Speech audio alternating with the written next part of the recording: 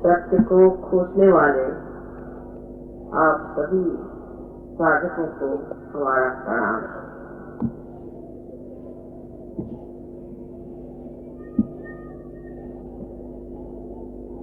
सर्वप्रथम हमें जान लेना चाहिए कि सत्य अपनी जगह अडिग है, इसे हम बदल नहीं सकते, इसकी हम कल्पना भी नहीं कर सकते और इस मानव चेतना में उसे जान लिए। आज जो भी प्रश्न हमारे सामने है वो सारे प्रश्न केंद्रित है मानव पर। मनुष्य ने ही अपने प्रश्न खड़े किए और अपनी खिलाफत में वो खड़ा हुआ।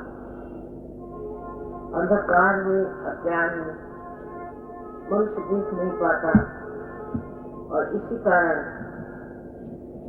हर तरह का विध्वंस, हर तरह की अनिति को अपनाता है। उसे कुछ लेक्चर देने से, उपदेश देने से, भाषण देने से कुछ फर्क न पड़ेगा। ऐसे तो बहुत लोग भाषण देते हैं, धर्म के ऊपर तो जो देखो वही बोलने लग जाता है। 2-4 किताबें पढ़ ली धर्म से तो उस पर बड़े बड़े व्याख्यान लोग देते हैं, लेकिन इसका असर मनुष्य पर पड़ा है। वास्तविकता ये है कि हम अभी तक उस स्थिति में नहीं जहां हम धर्म के तत्व को अपने अंदर समाएं और सत्य को जाने। वो तत्व हमारे अंदर जागरूक होना चाहिए और वो तत्व ही आत्मा के रूप में हमारे हृदय में वास करता है और देखता है कि हम क्या करें। हमारी पूरी गतिविधियों की तरफ उसका ध्यान है और सोचता कि किस तरह से इस मानव के अकल आई, लेकिन वो हमारे चित्त में नहीं, इसीलिए वो हमारे जीवन में नहीं। उसे चित्त में लाने का एक ही मार्ग बनाया हुआ परमात्मा ने कि आपका संबंध उससे घटित हो जाए और वही घटना जो है वो सहज योग से ही प्राप्त हो सकती है।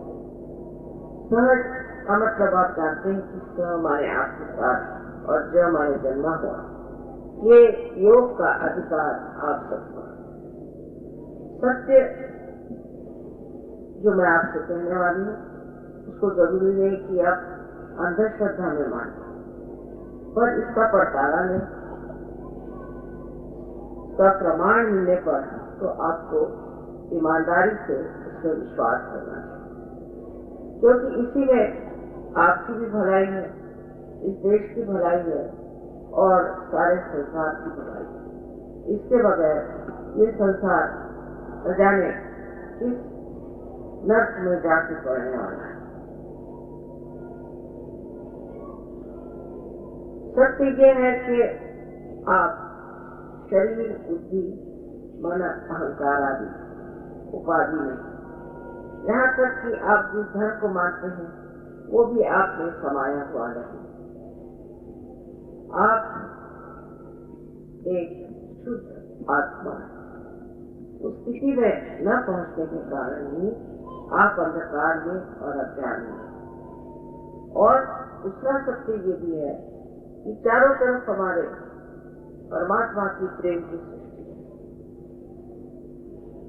ब्रह्म चैतन्य चारों तरफ। देखिए आपके आकाश में देखिए कितना प्रकाश हो रहा है, ये सारा प्रकाश उस ब्रह्म चैतन्य का जो सारा कार्य, जितना भी जीवित कार्य है उसे हर समय, हर घड़ी, हर पल कर रहा है। उसे हम समझ नहीं पाते। ये फूल लगे हुए आप देख रहे हैं, यहाँ की हरियाली की जो हरियाली है इसे आप देखते हैं, खेती में जो कार्य हो रहा है उसे आप देखते हैं, पर कभी सोचते भी नहीं कि कितना बड़ा चमत्कार है कि हम बीज इस पृथ्वी माता में छोड़ देते हैं और उसको अंकुरित करके ये पृथ्वी माँ हमें इतने फल देती। इस पर हम विचार भी नहीं करते कि ये शक्ति कौन सी। कहते हैं कि हम अमीबा से इंसान बने, तो कौन सी शक्ति ने हमें अमीबा से इंसान बनाया? ये सारे कार्य कौन करता है? हर पेड़ की अपनी एक सीमित बाढ़ होती है। जैसे कि समझ लीजिए एक आम का पेड़, वो एक हद तक ही बढ़ेगा, या तक एक गुलाब का पौधा होगा, वो भी एक हद तक बढ़ेगा। मनुष्य भी एक हद तक ही बढ़ता है। ये कौन सीमित करता है? ये कौन चलाता है? हमारा हृदय का स्पंदन, जिसे हम अनाहत करते हैं। अनाहत का मतलब है कि जब दो चीजें एक दूसरे से टकराती हैं तब आवाज होना, वो तो हद हुआ। लेकिन बगैर ऐसे जो आवाज हमारे हृदय में आती है, ये कहाँ से आती है? डॉक्टरों को भी इसका कोई उत्तर नहीं, और वो ईमानदारी के साथ कह देते हैं कि साहब हम इसके मामले में कुछ जानते नहीं, और हम पैरासिम्पैथेटिक नर्वस सिस्टम जो है उसके बारे में भी कुछ नहीं जानते। जो कोई सी भी जब हम अपने अंदर गति करते हैं, दौड़ते हैं, या किसी भी तरह का कार्य करने पर जब हमें श्वास चढ़ जाता है, या जब हमारी हृदय की गति बढ़ जाती, तो अपने आप वो पैरासिम्पैथेटिक पता नहीं कैसे उसको फिर से नॉर्मल ले आए। उसका उत्तर उनके पास है, और शास्त्रों में भी इसका एक ही उत्तर लिखा हुआ कि आप पहले आत्म साक्षात्कार को प्राप्त। सब धर्मों में भी यही लिखा, लेकिन उस बात को कोई भी धर्म मानदंड मानते हैं, क्योंकि उनको मालूम ही नहीं कि ये कार्य कर सकते हैं।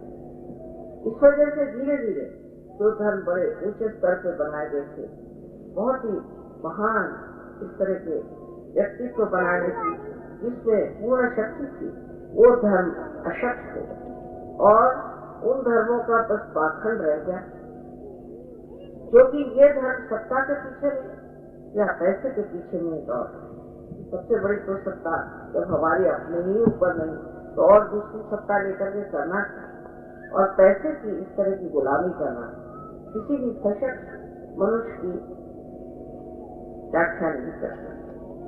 इसलिए हमें सोचना भी चाहिए कि आखिर कोई हिंदू, मुसलमान, क्रिश्चियन, कोई भी धर्म का हो, सिख धर्म का हो, चाहे बुद्ध धर्म का हो, वो कोई सभी पाप कर सकता है। उस पर धर्म का कोई बंधन नहीं पड़ता, उसके अंदर धर्म जागरूक नहीं। तो फिर क्या वजह है कि हम लोग इतने धर्म के पीछे में पागल हो रहे हैं? धर्म की हम बातें करते हैं, लेकिन क्या वजह है कि हमारे अंदर ये धर्म करते? कौन सा ऐसा रास्ता हमारे अंदर टूट गया है जिसके कारण हम इसे पा नहीं? एक ही बात है कि जब तक अपने अंदर आत्मा जागरूक नहीं होगी, तब तक इसकी आत्मीयता हमारे अंदर है।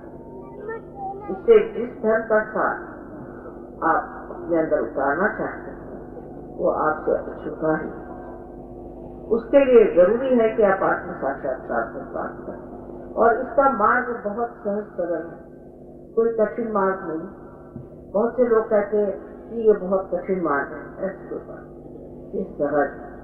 सहज समाधि का कहा गया, सहज से ही सबने कहा गया कि सहज ही होना चाहिए। इसमें अगर इतनी कठिनाई हो तो फिर ये कार्य कोई कर ही नहीं सकता। लेकिन क्योंकि लोगों को इसका अधिकार नहीं, ज्ञान नहीं था, इस बारे में जानते नहीं, और पैसा और सत्ता के पीछे में दौड़ रहे थे, इसलिए उनके अंदर इसकी शक्ति नहीं थी। इसलिए वो सबसे बताते थे कि ठीक है, आप ये करो, इसका नाम लो, उसका नाम लो, ऐसा करो, वैसा करो। लेकिन किसी को भी इसका फल नहीं मिला, किसी को भी इससे सुख नहीं मिला। हर तरह की परेशानी आ रही। लोग कहते हैं कि माँ हम धर्म इतना करते हैं तो भी हमारे घर में इतनी परेशानी, हमारे देश में इतनी परेशानी। एक वजह यह है कि धर्म अंदर समाया ही नहीं, सब बाहर में ही रहता, सब बाहर में ही बातचीत हो रही है। इसलिए हमें समझ लेना चाहिए कि सबसे पहले हमें आत्म साक्षात्कार करना। इसमें मनुष्य को कितने लाभ हो सकते हैं उसका तो मैं वर्णन ही नहीं करती। मैं स्वयं ही आश्चर्यचकित कि इसके इतने लाभ इतने जल्दी लोगों को हो रहे हैं।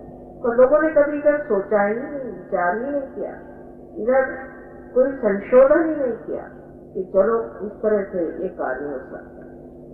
इसके बारे में अपने शास्त्रों में अनादिकाल से लिखा गया। हाँ, ये बात जरूर थी कि कुंडलिनी का जागरण जो है उसका वर्णन हर जगह था, लेकिन इसे कोई कर नहीं पाया। लेकिन कहा जाता है कि राजा जनक ने एक नचिकेता को आत्म साक्षात्कार किया और फिर 12वीं शताब्दी तक एक गुरु एक ही शिष्य को जागृत किया। ऐसी ही परंपरा थी। 12वीं शताब्दी में श्री ज्ञानेश्वर जी ने अपनी भाषा में पहली मर्तबा इसके बारे में, इससे पहले सब संस्कृत भाषा में लिखा जाता था और संस्कृत भाषा में कोई समझ नहीं पाते थे क्या चीज। जो समझे थे वो एक ही शिष्य को आत्म साक्षात्कार दिया। ज्ञानेश्वरी जी ने जब अपनी ज्ञानेश्वरी में इसके बारे में लिखा 6वें अध्याय में, कुंडलिनी इस तरह से होती है और वो जागरूक होकर के ही योग को घटित करती है। तब धर्म मार्तंड ने सोचा कि ये तो अपने बस का नहीं, तो अच्छा तुम ज्ञानेश्वरी तो पढ़ो, लेकिन ये जो 6वां अध्याय है उचित है, इसे न पढ़ो। इस प्रकार वो भी चीज वही खत्म हो गई। यहाँ उत्तर हिंदुस्तान में तो किसी ने कुंडलिनी का नाम भी नहीं सुना था। शुरू में जब कुंडली की बात करती थी तो कुंडलिनी की बात करती थी तो सोचते मैं कुंडली की बात कर, इसमें और उसमें बहुत ही अंतर है। लेकिन कुंडलिनी नाम की शक्ति हमारे अंदर स्थित है, ये सब जगह लिखा हुआ था और उसको जागरूक करने के बारे में भी लिखा है, किंतु उसकी जागृति बहुत ही सीमित है। आज ऐसा समय आ गया है कि हजारों में ये जागरूक हो और होनी चाहिए, जो कि अगर ये न हो, मनुष्य में ये विशेष उसकी जो शक्तियां वो प्रकटित न हो तो मनुष्य नष्ट हो। उसके अंदर इतनी शक्तियां निहित है, इतनी शक्तियां छिपी हुई है कि उसकी जागृति होना अत्यंत आवश्यक है। आज हम अमीबा से इंसान बने और इंसान से अब थोड़ा सा मार्ग और चलना, जिससे कि हम आत्म साक्षात्कार हो जाए। उसके प्रकाश में, आत्मा के प्रकाश में हमें अंतर दिखाई देगा कि हम क्या थे और अब क्या।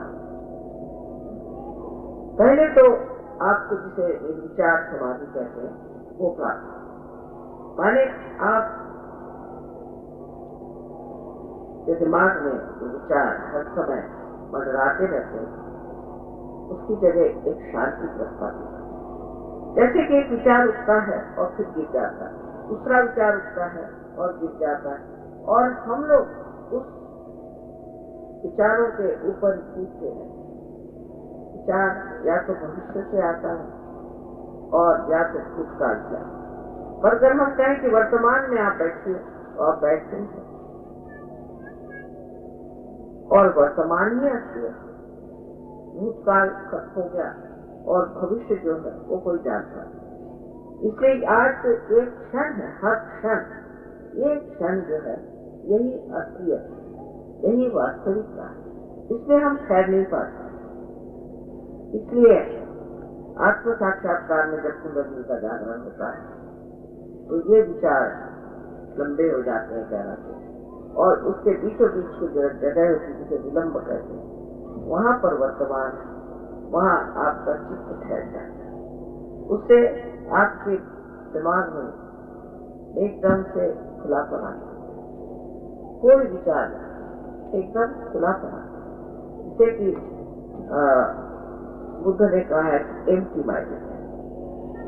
वो आने के बाद मनुष्य की दूसरी दशा होती है, जिसको कि हम कहते हैं एक स्थिति है कि जिसे निर्विकल्प समाधि कहते हैं, जहाँ पर थोड़ा सा आप अपना कनेक्शन जब ठीक कर लें, इसको पूरी तरह से बना लें और अटूट हो जाए, उसके बाद आपके अंदर निर्विकल्प समाधि अपने आप आ जाती है।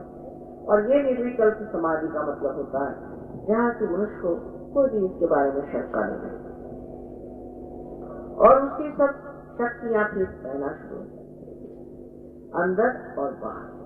अंदर आपको आत्मबोध हो जाता है, आप अपने चक्रों के बारे में अपने उंगलियों पे जान सकते हैं। इतना ही नहीं, अंदर आपको शांति प्रस्ताव पूर्णतया आप शांत हो, जैसे कि एक चक्का है वो घूमते रहता है और उसका जो मध्य बिंदु है वो स्थिर हो। वो अगर स्थिर न हो तो गाड़ी चल ही नहीं सकती। इसी प्रकार आपका जो दिमाग ये चारों तरफ घूमते रहता है, वो जाकर के आपके मध्य बिंदु पर टिक जाता है, एक्सिस पे टिक जाता है। वहां से आप सब चीज देखते हैं, लेकिन आप शांति से सब चीज देखते हैं। देखना मात्र होता है, उससे आप घबराते नहीं। और इतनी शक्ति आ जाती है कि जब आप उसे देखते हैं, उस देखने से ही वो प्रश्न, वो तकलीफें अपने आप दूर हो जाती हैं। जैसे कि समझ लीजिए आप पानी में खड़े हैं, तो पानी के बहाव में आपको डर लगता है लहरों से, लहरें उठने। लेकिन अगर किसी तरह से आप अगर नाव पर चढ़ जाए तो आप उन लहरों को देख सकते हैं। लेकिन अगर आप तैराक हो जाएं तो आप कूद करके हजारों को बचा सकते हैं। तो उसी दशा में, उसी स्थिति में आप स्वयं उस स्थिति में पहुंच जाते हैं जहाँ आप दूसरों का भी दिया जला है। आपका दिया जला है और वो स्थित हो गया, वो स्थिर हो गया। उसके बाद आप दूसरों का भी दिया जला, दूसरों को आप जागृति दे सकते हैं, उनकी भी तबीयत आप ठीक कर सकते हैं, उनको मानसिक शांति दे सकते हैं। और इतना ही नहीं, आध्यात्म की जो चरम सीमा मानी जाती है वो है आनंद। उस आनंद को भी प्राप्त, और इस आनंद को पाने के लिए फिर आदमी बाकी के जो बेकार की चीजें हैं, इसमें कि भोग से मिलने वाला सुख है, उसे छोड़ने लगे। इसका मतलब ये नहीं कि आप घर द्वार छोड़िए, अपने बीवी बच्चे छोड़िए, कोई चीज ऐसी छूटती नहीं। लेकिन जो बेकार की चीजें हमारे साथ जुटी हुई है, वो अपने आप छूट जाती है। और गृहस्थी में भी, पति पत्नी में भी और बच्चों में भी एक बड़ा सामंजस्य और एक बड़ा मधुर सा रिश्ता आपस में होता है। ऐसे अनेक आज संसार में कुटुंब है जो कि सहयोग में आने के बाद बहुत ही सुचारू रूप से आपस में रहे। और बड़े आश्चर्य की बात कि ये इतने सहज में सारी बात है, मैं तो किसी से कुछ कहती नहीं हूँ। जैसे संतों ने कहा कि शराब मत पियो, किसी ने कहा सिगरेट मत पियो, किसी ने कहा ये मत करो, वो मत करो, मैं कुछ भी नहीं कहती। मैं कहती हूँ बस इनकी कुंडलिनी जागरूक करो, थोड़ा सा प्रकाश इनके अंदर आने दो, ये अपने ही आप सब छोड़ देंगे और वास्तविक यही बात है। और फिर आप अपने ही गुरु हो जाते हैं, आप अपने ही को समझने लगते हैं, आप अपने ही को दूर से देखते हैं और जानते हैं कि ये गलत है, ये नहीं करना है, छोड़ दे। इतना ही नहीं, आप में इतनी शक्ति आ जाती है कि आप किसी भी चीज की इच्छा करें, वो तत्काल उसी तत्क्षण पूरी हो जाती है। ऐसे भी हमने कुछ सहयोगी देखे कि उन्होंने एक बार से शिक्षा करी और उसके कारण पता नहीं कैसे उनकी इच्छा में इतनी शक्ति थी कि कार्य एकदम उसी वक्त हो। पर आप जब आत्म साक्षात्कारी होते हैं तब आपके विचारधारा भी बदल जाती है, आपकी मांगे बदल जाती है और एक अजीब आनंद के सागर में सब लोग पूरी तरह से आनंद से रहते हैं। दूसरी उपलब्धि इसमें जो होती है वो ये कि आप सामूहिक चेतना में जागरूक होते हैं। आज अगर आप जाने तो आप तो अपने बारे में भी नहीं जानते कि आपको क्या बीमारी हो रही है या दिमाग में क्या आपके असर आ रहा है, आप समझ भी नहीं सकते। लेकिन सर्जरी के बाद आप फौरन समझेंगे कि आपको क्या तकलीफ हो रही है, कौन सा आपका चक्र खड़ा है। किंतु आप दूसरों के भी चक्र जानते हैं कि दूसरों को क्या तकलीफ। अगर आप जान लें कि ये चक्र किस तरह से ठीक कर लिए तो आप सबकी मदद कर सकते हैं। तो सामूहिक चेतना एक नई चेतना है जो हमारे नसों में आ जाती है, इससे हम जान सकते हैं कि दूसरों की क्या। इस प्रकार इस हाथ की पूरी कल्पना है और कोई इसे तकलीफ हो तो फौरन जानकारी हो जाती है। उसी प्रकार कहीं भी कोई सहयोगी उसको तकलीफ हो जाए, सारे विश्व के सहयोगियों को पता हो जाता है और सारे दौड़ करके उसे ठीक है। जब मैं रशिया गई थी पहली मरतबा तो मुझे बड़ा आश्चर्य हुआ कि 25 जर्मन सहयोगी वहाँ पर। हम लोगों को जर्मन के लिए जो कल्पना है वैसे अब सहयोगी बिल्कुल नहीं। सबसे ज्यादा सुलझे हुए, सबसे ज्यादा नरम दिल और बहुत ही संजोने वाले बड़े ही प्यारे लोग ये सहयोगी जर्मन। इतने नजाकत से आपसे बातचीत करेंगे कि आप सोचिएगा कि पता नहीं ये पूर्व जन्म से हमारे कौन रिश्तेदार यहाँ पहुंचे। वो पहुंचे जर्मनी से रशिया। कहा कि तुम लोग कैसे चले आए सब लोग छुट्टियां करके। पहले माँ आप नहीं सोचते कि ये हमारी जिम्मेदारी, हमारे पूर्वजों ने यहाँ जो गड़बड़ की थी उसे हम ही तो ठीक कर सकते हैं, नहीं तो कौन ठीक कर। ये सुन करके मैं गदगद हुई। मैंने कहा देखिए किस तरह इनमें ये भावना आ गई है कि रशियन लोगों को जर्मन लोगों ने आके मारा है तो आकर के आज हमारे ही ऊपर इसका उत्तरदायित्व है, इसकी जिम्मेदारी है कि हम आकर के इन लोगों को ठीक करें। इस प्रकार की सद्भावना है जो कि विश्वव्यापी वो आपके अंदर जागृत हो जाती है। एक विश्वव्यापी धर्म आपके अंदर आ जाता है। इसमें सारे ही धर्म, सारे ही अवतरण, सारे ही प्रेषित प्रॉफिट और सारे ही दृष्टा, आप कहेंगे सारे साधु संत भी उसी में समाये।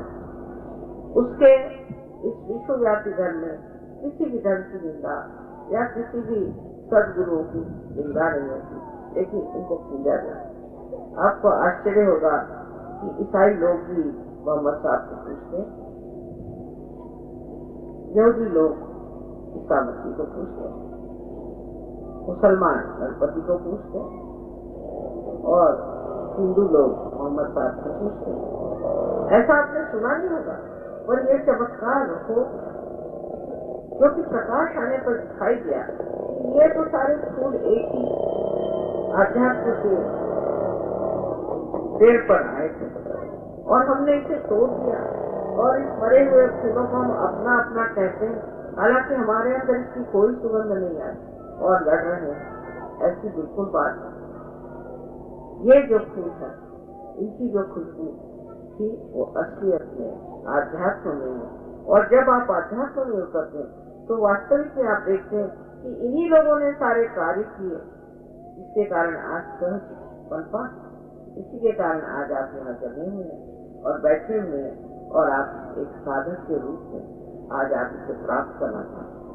तब हम समझते हैं कि हमें कितना इसका आभार मानना चाहिए, इसके लिए हमें कितना शुक्रिया अदा करना चाहिए कि इन लोगों ने हमारे लिए कितनी वेदनाएं सही, कितनी तकलीफें सही और हर बार धर्म की स्थापना करने की कोशिश, पर हमने ही उसको समझा नहीं, अलग अलग उसे तोड़ दिया और आपस में लड़ने लगे। ये चीज सब खत्म हो जाएगी जैसे ही आपके अंदर आत्म साक्षात्कार आ जाए। उससे आप एकदम शुद्ध, निर्मल, खालिश हो जाए। यही खालिश की बात नानक साहब ने की। यहाँ आप शुद्ध हो, जो शुद्ध होते हैं वही असली खालिश है, और बाकी लोग अगर अपने ऊपर लगा ले कि हम आत्म साक्षात्कारी हैं, हम विशेष संत साधु हैं, इससे कोई संत साधु नहीं हो सकता, कोई खालिश नहीं। वास्तविक में होना चाहिए, जब तक ये घटित नहीं हुआ तब तक जैसे छूटे अपने ऊपर तमगे लगा देने से क्या हो सकता है। मैंने तो ये भी सुना कि हरियाणा में बड़े तांत्रिक बैठे हुए हैं, ये दूसरे बाहर झूठे लोग हैं और लोगों को लूट रहे हैं। आप लोग सीधे सरल लोग हैं, इसलिए शायद यहाँ बहुत से हरियाणा में लोग बैठ गए हैं आकर के। और मैं देखती हूँ कि छोटे छोटे बच्चे भी बोल नहीं पाते यहाँ सबकी विशुद्धि में। यहाँ देखती हूँ कि बहुत से बच्चों में यह असर आ गया है और कोई बच्चे उनकी टांग ठीक नहीं, किसी को कोई तकलीफ इस तरह की है। ये सारी तकलीफें इन तांत्रिकों की वजह से आए, क्योंकि ये प्रेत विद्या, श्मशान विद्या वगैरह करते हैं और इन सबको बुला करके यहाँ पर उसका असर सारे जन समाज पे आ। इससे इनके पास जाना या इनसे मदद लेना भी बहुत गलत है। और कभी भी आप कोई भी तांत्रिक आपके पास आए तो आप उससे विमुख हो जाए। मैं आपसे साफ साफ बता, क्योंकि मैं माँ हूँ और मैं जानती हूँ कि तांत्रिक कितना खराब काम करता है। स्विट्जरलैंड में तो इन लोगों ने ऐसी बीमारी फैला रखी है कि वहाँ छोटे बच्चे जो हैं वो बिस्तर में ही मर जाते, वो सबकी आत्मा खींचते रहते। और ये बड़ी गंदी विद्या है, इसमें सारा जो है सर्वनाश का विचार, सिर्फ पैसे बनाने के लिए, सिर्फ पैसे बनाने के लिए ये कर देगा। सिर्फ पैसा बनाना है तो और तरीके, डाकू बन जाओ और कुछ करो, काला बाजार कर सकते हो और भी धंधे, पर आप तांत्रिक क्यों होते? इससे आप भी नर्क में जाओगे और जिसके साथ करोगे वो भी नर्क में जाए। सबसे जो दुख की बात है कि इनकी वजह से लोगों की कुंडलिनी भी नष्ट होगी। खोटे झूठे लोग जो हर जगह फैले हुए हैं, उनकी तरफ आप एक बार देख लें और सोच लें कि इनसे बहुत दूर भागना। आप लोग बहुत सीधे सरल स्वभाव के लोग। हरियाणा में खेती के कारण लोगों में एक तरह की श्रद्धा है और इसलिए लोग, मैं देखती हूँ, बहुत सीधे सरल लोग, और ऐसे सीधे सरल लोगों को ठगाना बहुत आसान। लेकिन आप ही लोग बहुत सशक्त सहयोगी हो सकते हैं। इसी तरह यूरोप में ऑस्ट्रिया नाम का एक देश है, वहाँ लोग भी खेतीहर हैं, अधिकतर खेती करते हैं। वहाँ सबसे सशस्त्र सहयोगी हैं, बहुत ज्यादा। इनमें इस कदर शक्तियाँ, इतनी शक्तियाँ हैं कि मैं स्वयं आश्चर्य करती हूँ कि इन्होंने पता नहीं कहाँ से ये सब इकट्ठा कर, और बहुत ही सुलझे हुए पढ़े लिखे भी हैं और इस कदर सहयोग में लगे हुए हैं कि अब और उनके लिए कोई भी चीज महत्वपूर्ण नहीं, सहज से ही सारा कार्य कर रहे हैं। हालांकि शादीशुदा है, बच्चे हैं, सब कुछ ठीक ठाक है, किंतु सारा चित्त उनका जो है वो सहज से है और चाहते हैं कि सारे संसार में सहज फैले। उसके लिए जो भी हो सकता है वो करते हैं। इसी प्रकार यहाँ से भी ऐसे लोग तब तैयार हो जाएंगे कि जो सारे विश्व में जाकर के संस्कार कार्य करें। आप लोगों को देख करके मुझे बहुत आनंद हुआ। इतने लोग सत्य को खोज रहे हैं, लेकिन सत्य के खोज में एक दो बातें आपको रुक जाए। अभी एक बात है, सत्य की खोज में आपको नम्रता हो। अगर आप मेरी गर्दन पकड़ के कहें कि तुम कुंडलिनी मेरी जागरूक करो, तो कुंडलिनी जन्म में भी करोगे। आपको नम्रता पूर्वक कहना पड़ेगा कि मुझे आपका साक्षात्कार है, नम्रता। लेकिन इनके अंदर जो दंडता है कि ये कैसे हो सकता है, अच्छा अगर हो सकता है तो लेने में क्या है? कोई आपको पैसा दे रहा नहीं, इसमें आप पैसा क्या देंगे? इतनी अनमोल चीज में आप क्या पैसा देंगे? जो आजीवन प्रक्रिया होती है उसमें क्या आप पृथ्वी को कुछ रुपया पैसा देते हैं क्या? उसको समझ में आता है। इसमें पैसा ऐसा नहीं कर सकता, इसमें सिर्फ एक शुद्ध इच्छा होनी चाहिए कि हमें आत्म साक्षात्कार करना। आत्म साक्षात्कार प्राप्त होने के लिए और कुछ करने की जरूरत नहीं, सिर्फ आपके अंदर शुद्ध इच्छा। और फिर जिस भूमि पर आप बैठे हैं, आप तो जानते हैं कि ये एक धर्म भूमि है, योग भूमि, ये बड़ी महान है। और इस भूमि पर न जाने कितने संत साधुओं ने कार्य किए, कितने अवतरण यहाँ चलकर आए हैं। इसलिए इस भूमि पर जिस पर आप बैठे हैं, इस योग भूमि पर बहुत ही आसान है कि आपको ये लाभ हो जाए और आप इसे प्राप्त करें। मैंने आपसे पहले कहा कि बुद्धि से ये चीज पड़े, इसलिए बुद्धि के चक्कर में इस वक्त नहीं आता। इसलिए मैंने कहा था मुझे आप प्रश्न पूछना, बुद्धि से परे इसीलिए कहा जाता है कि समर्पित होना चाहिए। जब तक आप अपने अहंकार को समर्पण नहीं करेंगे तब तक कुंडली कैसे चढ़ सकते?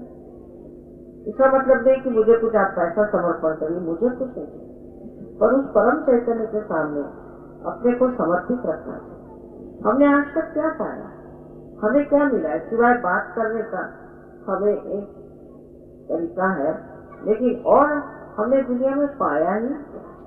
अभी तो पाने की बात है।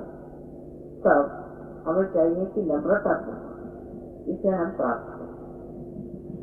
तो नम्रता नहीं होगी तो बहुत कठिन, बहुत कठिन।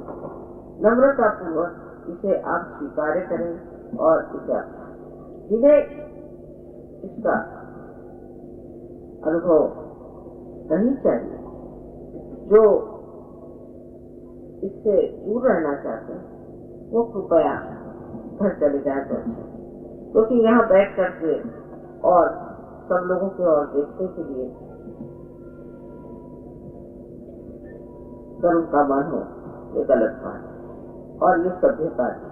इसलिए आप जिसको नहीं चाहिए वो घर चले जाए, क्योंकि ये रिश्ते जबरदस्ती नहीं हो सकते। ये आपकी स्वतंत्रता है, इसकी मान्यता भी है और इसका आदर भी। आपकी स्वतंत्रता को हम किसी तरह से भी नहीं ठुकरा सकते। आप स्वतंत्र, अगर आप चाहें तो आत्म साक्षात्कार दें और नहीं चाहें तो न दें। उस पर जबरदस्ती किसी प्रकार नहीं। आप ही बताइए, क्या आप किसी भी जीवन प्रक्रिया को जबरदस्ती से कर सकते हैं? इसलिए अब ये उत्क्रांति की जो आखिरी चीज है, उसके लिए आप इतना कर सकते हैं कि मनुष्य के पास जो स्वतंत्रता है, उस स्वतंत्रता का पूर्णतया आदर होगा। और इसके जिन्हें ये चीज नहीं चाहिए वो लोग कृपया छोड़ के चले जाए तो अच्छा।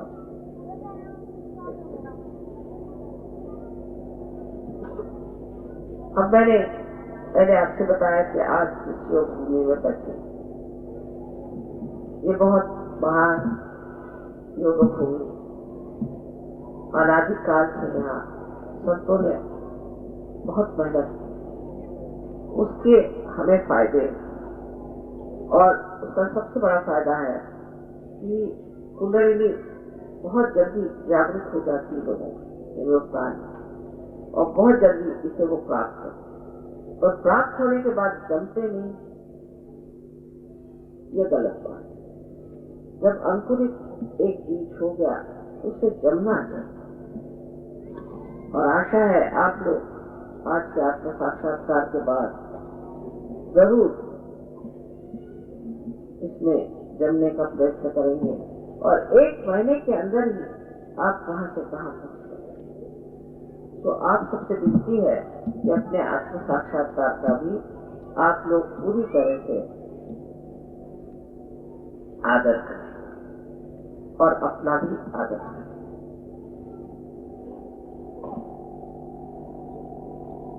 इसमें 3 शर्तें जरूर हैं। एक तो शर्त ये है कि हमें अपने अंदर पूर्ण आत्मविश्वास होना चाहिए कि हम आत्म साक्षात्कार को प्राप्त कर सकते और करेंगे आज ही। ये अंदर आप पूर्ण आत्मविश्वास रखें। ये नहीं सोचना है कि हम पापी हैं, हमने ये पाप किए और इस तरह के गलत काम। इसको कृपया आप पूरी कर दें कि मैं दोषी, हर चीज में अपने को दोषी देखना भी बड़ी गलत बात है, क्योंकि उससे ये चक्र यहाँ पर व्यक्त से पकड़ जाए, और ये पकड़ जाने से ही स्पॉन्डिलाइटिस की बीमारी हो सकती है, अंजाइना की बीमारी हो सकती है, और वैसे भी आपके शरीर के जितने भी ऑर्गन्स हैं वो सारे ही कमजोर हो सकते। इसलिए मैं दोषी हूँ, मैंने ये पाप किया, ये से वैसे इस तरह की बातें भी कुछ सोचती। तो पहले तो ये कि आप आत्म साक्षात्कार मुझे होगा ही, ये पूर्ण आत्मविश्वास अपने अंदर रखे। और दूसरी बात ये कि मैं दोषी हूँ आदि बातें न सोचें। अपना जो बीत गया तो बीत गया। आज आप वर्तमान में मेरे सामने बैठे और इस वर्तमान में ही ये चीज घटित होने वाली है। इसलिए आप कृपया अपने भूतकाल को याद न करें, लेकिन आज वर्तमान में आप पहुंच गए। आप भी कोई पूर्व जन्म के बड़े साधक होंगे तो यहाँ पहुंचे होंगे, इसलिए इसे आप प्राप्त करें। और तीसरी बड़ी सीधी सरल बात है कि आप सबको एक साथ क्षमा करें। एक साथ क्षमा करते हैं माने ये कि किसी के बारे में सोचने की जरूरत नहीं। हालांकि आप किसी को क्षमा करें या न करें, आप कुछ भी नहीं करें। विचार करें, हम क्या करते हैं? हमने किसी को क्षमा नहीं किया तो हम करते क्या? कुछ भी नहीं करते। उल्टे हम जब हम किसी को क्षमा नहीं करते हैं तब हम गलत हाथों खेलते हैं, और गलत हाथों खेलने में हम अपने ही को सताते हैं, अपने ही को सताते हैं। तो जिंदगी भर तो हमने अपने को सताया, जिन्होंने हमें सताया है वो तो अपनी सुख की बंसी बजा रहे और हम क्यों अपने को दुख में रखेंगे। और दूसरी बात ये भी है कि ये जो आज्ञा चक्र है तो इस तरह से पूरी तरह से आप देखिए, इस तरह से बना और इसको अगर खोलना है तो क्षमा करना अत्यावश्यक है। अगर आप क्षमा न करें तो कुंडलिनी ऊपर नहीं जाएगी। तो जिंदगी भर आपने अपने को सताया और फिर इस वक्त आत्म साक्षात्कार के समय भी अगर आपने सबको क्षमा नहीं कर डाला तो ये आज्ञा चक्र नहीं खुले। और किसी के बारे में सोचना ही नहीं, एकदम एक साथ कह दीजिए माँ मैंने सबको बिल्कुल हृदय से क्षमा, एकदम आपको हल्कापन लगे। इसकी बात 3 बातें मैंने आपको कही है। आशा है आप लोग ये सब अपने हृदय में समझ करके इसे करें।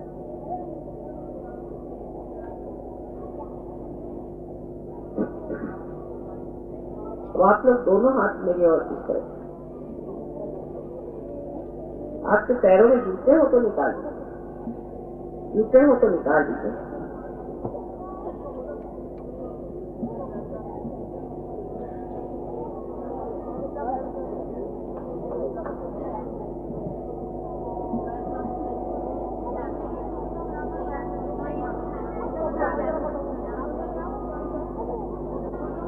इस तरह से आप करें। ठीक, अब अपनी गर्दन झुका और अपना लेफ्ट हैंड जो है पहले सुन ले, लेफ्ट हैंड जो है राइट हैंड मेरी ओर करके लेफ्ट हैंड से आप यहाँ देखो जहाँ तालू पैदा थी ना, एक छोटा सा स्थान है जो बचपन में बहुत ठीक होता था, वहाँ पर अपना हाथ लेफ्ट हैंड रखे, लेकिन ऊपर नहीं, दूर रखे, दूर, सर से ऊपर नहीं, दूर रखे। और देखिए कि आपके तालू से ठंडी ठंडी लहर या गर्म हवा ऐसी कुछ आ रही, ये कुंडलिनी के ऊपर आने की लक्षण है। गर्दन झुका के देखिए तो इसे किसी को दूर आती है, किसी को नजदीक आती है, इसे देखिए।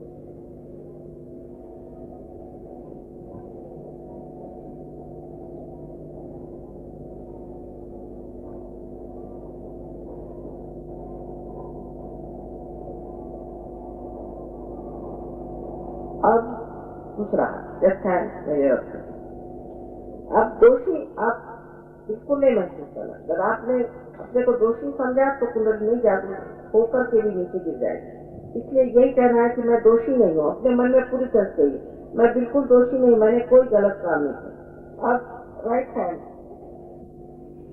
सर के ऊपर इस तरह से रखा था, वैसे रखे, लेफ्ट हैंड मेरी और राइट हैंड पर ऊपर, मतलब ये कि अधर में, उसको छूते हुए सर को नहीं छूना है, दूर। किसी को बहुत दूर तक आती है। अगर आपने मास्क नहीं किया होगा तो बहुत ही गर्म हवा आएगी, इसलिए मास्क कर दीजिए, अभी भी मास्क कर सकते हैं। सर झुका,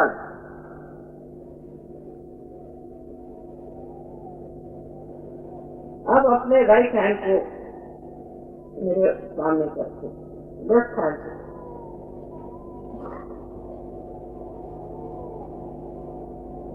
शंका नहीं करनी, आप ही के सबसे ठंडी आवाज है, जान।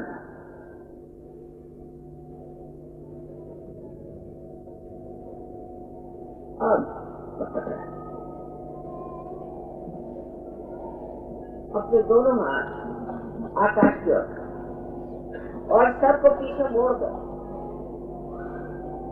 और अपने मन में एक प्रश्न करें।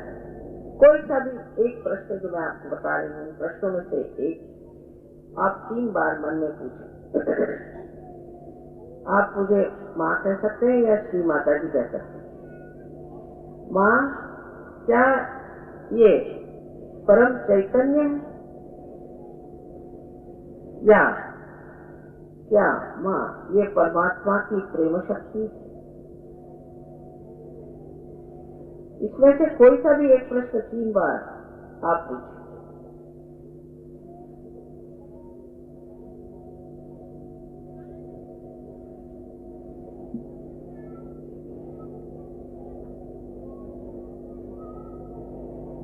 अब हाथ नीचे कर। अब दोनों हाथ मेरे ओर करके और विचार मत करें।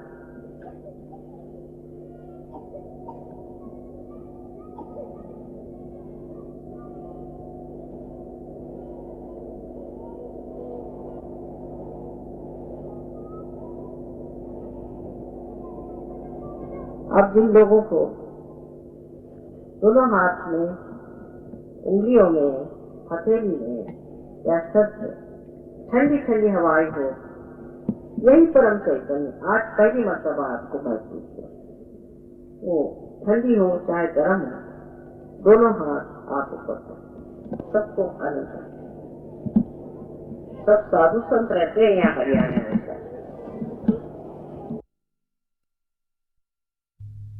सवेरा आया है, माता ने जगाया है। सहस्र कमल दल निर्मल माता ने दरबार लगाया है। जागो सवेरा आया है, माता ने जगाया है। सहस्र कमल दल निर्मल माता ने दरबार लगाया है। जागो सवेरा आया है, माता ने जगाया है। सहस्र कमल दल निर्मल माता ने दरबार लगाया है। जागो सवेरा आया है, माता ने जगाया है। श्री माता जी जय माता जी, महाराज की जय माता जी, जय माता जी, माता अस्मा जय माता जी, विवेदी जय माता जी, माता भवानी जय माता जी, भक्ति क्रिया जय माता जी, भक्ति कन्या जय माता जी, धर्मदाय जी जय माता जी, वीरदारा जय माता जी, माता निरन्ना जय माता जी, माता निर्लेपा जय माता जी, माँ सच्ची निर्मला जय माता जी, माँ निष्कलंका जय माता जी, माता नित्या जय माता जी, निराकारा जय माता जी, मात निर्गुणा निर्मल माँ में, मात निर्गुणा निर्मल माँ में पूरा निराकार समाया है। जागो सवेरा आया है, माता ने जगाया है। सहस्र कमल दल निर्मल माता ने दरबार लगाया है। जागो सवेरा आया है, माता ने जगाया है। सहस्र कमल दल निर्मल माता ने दरबार लगाया है। जागो सवेरा आया है, माता ने जगाया है। मात निष्कला जय माता, माता निष्कामा जय माता, निरूप बलवा जय माता, नित्य मुक्ता जय माता, निर्विकारा जय माता, निराश्रा जय माता, मात निरंतरा जय माता, माँ निष्कारणा जय माता, माता निरुपाधि जय माता, माँ निरीश्वरा जय माता, माता निरागा जय माता, मात निर्मदा जय माता, माँ निश्चिंता जय माता, निराकारा जय माता, मात निर्मोहा जय माता, मात निर्ममा जय माता, देवी निष्पापा जय माता, हे निशांता देवी माँ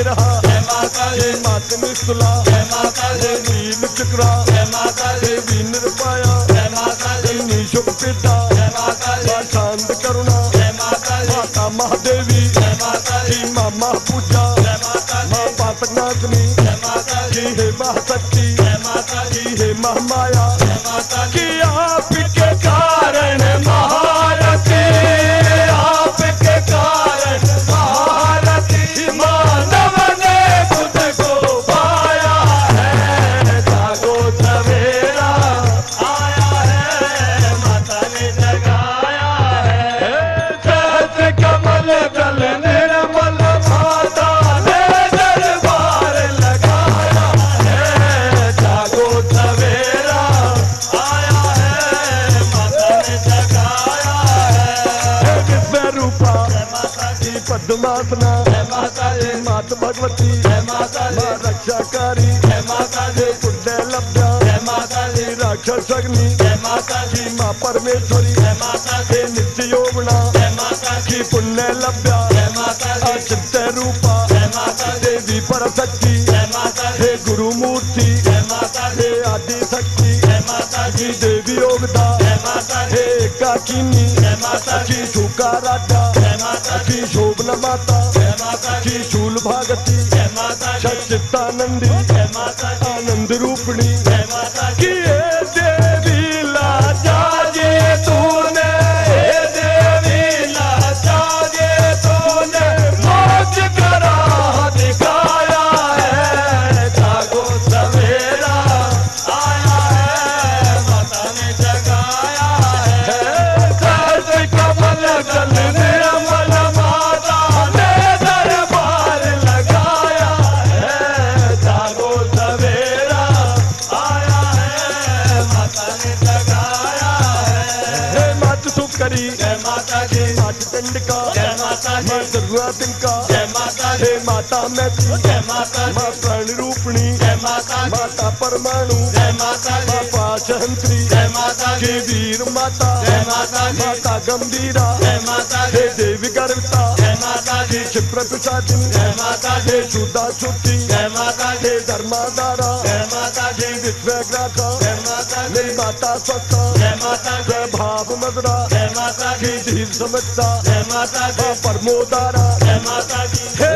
माता सरस्वती देवी हे माता सरस्वती देवी तूने सबको पार लगाया है जागो सवेरा आया है, माता ने जगाया है, सहस्र कमल दल निर्मल माता ने दरबार लगाया है जागो सवेरा आया है, माता ने जगाया है, बालों का सीता जय माता दी, चम्मा तिलका जय माता दी, लीला विनोदी जय माता दी, श्री सदा जय माता दी, माँ पुष्टि देवी जय माता दी, माँ कन्या निव्या जय माता दी, हे रवि प्रज्ञा जय माता दी, पावन कीर्ति जय माता दी, माँ विश्वगर्भा जय माता दी, माँ चित्त शक्ति जय माता दी, माँ विश्वसाक्षी जय माता दी, माँ वरदा देवी जय माता दी, माँ विमला देवी जय माता दी, माँ विलासिनी जय माता दी, पावन कीर्ति जय माता दी, माँ वरदा देवी जय माता दी, माता विद्या जय माता दी, जय योगदायिनी जय माता दी, माँ विश्व निर्मला